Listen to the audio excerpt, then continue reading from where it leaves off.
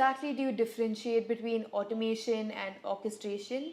And also, could you just elaborate on those terms a bit, please? Sure. Let me start with the second part of your question. Let's define automation. Automation is basically, finding ways in which you can repeat tasks. And these tasks can be tasks that machines perform or humans perform. This is basically what automation is. And they work very well within a closed loop, in the sense that you have a clear definition of the tasks, and task 1 to task n completes a loop of a process. Right. So this an automation can basically take care of. So there is no dynamism in that. It's predictable, it's done on a regular basis. So this is what automation is. Right. Conventionally, automation has been done within an enterprise for the purposes of efficiency. We have not succeeded very well. Process reengineering or total quality management and so on and so forth, they tried to find those efficiencies. They tried it with optimization. Okay. Optimization does not work when new elements are added to optimization or an existing work pattern. The success of the digital, for example, is dependent upon ecosystems. These ecosystems are not within the four boundaries of an enterprise or a business. They move from customer universe, as I mentioned earlier, to industry ecosystem, to life ecosystem. Yeah.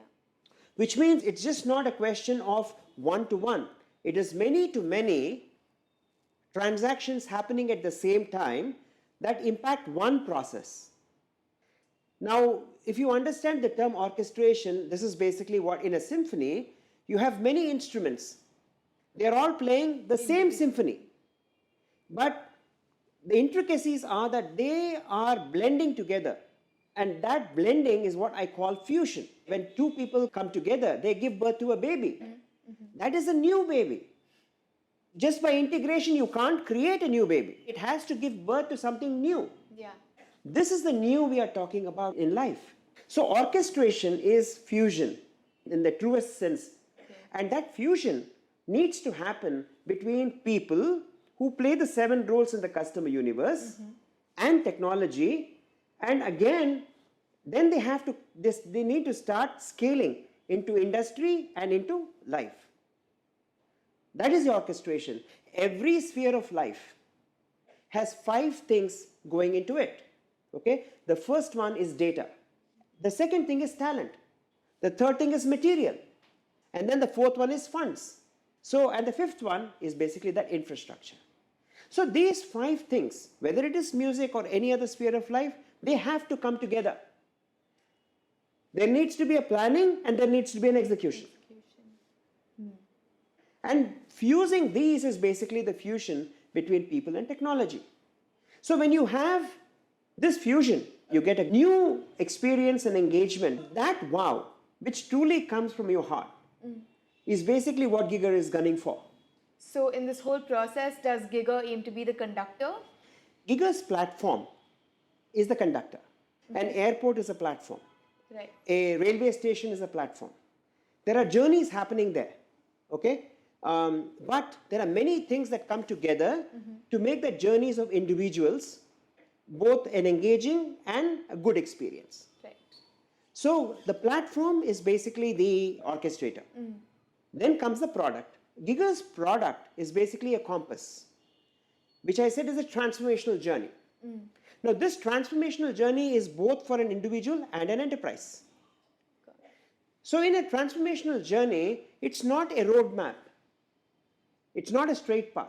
A roadmap is basically a straight path. It gives you 2 coordinates and how you go between that. On the other hand, when you come up with hurdles on that path, it takes an alternate path. Okay. So this is the new. This is the cognitive. So Giggr's product is a compass for individuals and enterprise to navigate their transformational journey. So the first one is workforce transformation, which is the individual. The second one is workplace transformation, which is the place where you work. Yeah. This place where you work can be hybrid today, If it is hybrid, that means that both ends have to be secure in order for you to execute that work. Yeah. When these two happen, the third thing that automatically happens is the way in which you plan and execute your work, which are called operations, that transforms. And as I said, instead of just finding efficiencies, we have to find growth, which is where innovation comes in. So work orchestration and innovation orchestration happens automatically. The music orchestra example that I gave you. So the first one is you have the best possible workforce, which is the people playing different instruments. They have been given notes. They have been prepared for understanding the hand gestures. They know the mood. They know the symphony. And they are producing sound at the end of the day. And then the workplace is basically where they come to perform. Today, for example, you perform in a theater. Tomorrow, you might actually be sitting in your home, and that might be aired digitally. So the workplace is transformed. So you need to have that ability to sync and play. You might not actually be recording it at the same time. You might be recording it at different points in time. But yet, you might need to have that keen sense of how you time in, because timing is everything in music. When these two happen, the operation, which is basically you have to first plan, then you have to produce the music, then you have to edit it, then you have to publish it. This entire process, this is work operation. Yeah. This changes automatically, isn't it? When this changes and you keep doing it in a certain way, you understand there is a better way of doing it. So the 4 steps, which is workforce transformation, workplace transformation, operations, and innovation orchestration. Okay. So this, in a sense, is basically what Giggr does as a business. Wow. Yeah? And this is done in any sphere of life. Right.